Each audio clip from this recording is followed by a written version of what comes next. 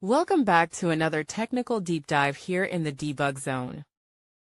Today we're tackling a big question and breaking it down with insights from other users. Hopefully this clears up some misconceptions and helps you get the answer you need.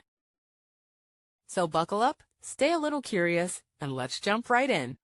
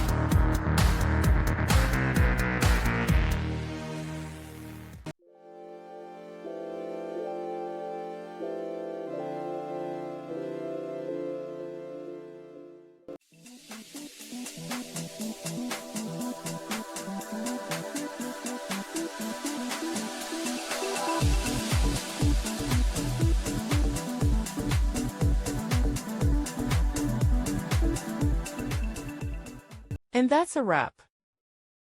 I hope you found the answer you were looking for. If you did, take a second to hit that subscribe button. It really helps out.